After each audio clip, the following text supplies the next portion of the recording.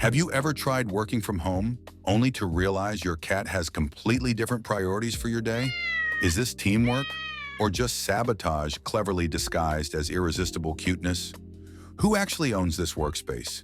Me, the one paying the bills, or the cat that clearly thinks it's the CEO? At this point, should I even bother pretending that I'm in charge or just accept the cat as my new manager? Maybe productivity is just a human illusion, because clearly this cat has mastered the art of taking over everything. Is this what working remotely really means? Me working around the cat, or the cat working around me? Why does it feel like every time I try to focus, the cat knows exactly how to derail my entire schedule? Am I laughing at the chaos, or crying inside because my deadlines are vanishing as fast as my patience? Be honest. Have you ever tried to discipline a cat only to realize they don't negotiate, they dictate? And here's the truth. The more I resist, the more this furry little boss seems to win. What's the point of starting fresh if the same paw shows up every single time I make progress? Maybe the real challenge isn't the work itself, but proving to a cat that I even deserve my own desk. Chaos theory isn't abstract. It's right here, with one cat, one desk, and one broken pen.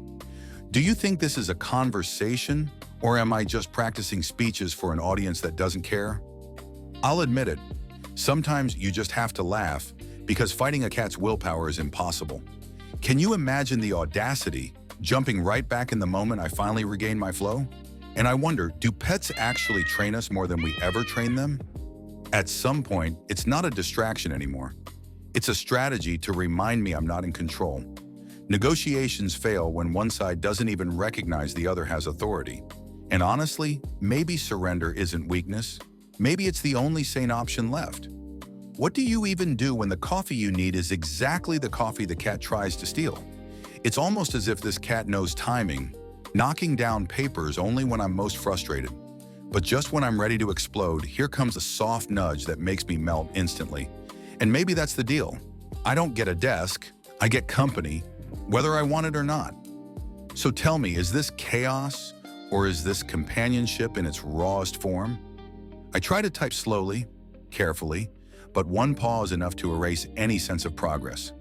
Look at that face. Do you think it's love or just victory shining through those eyes? And in these quiet moments, maybe losing the battle feels better than winning it. What if productivity isn't measured by output, but by the laughter you share along the way? So in the end, who really owns this story? Me or the cat that turned my workday into its playground?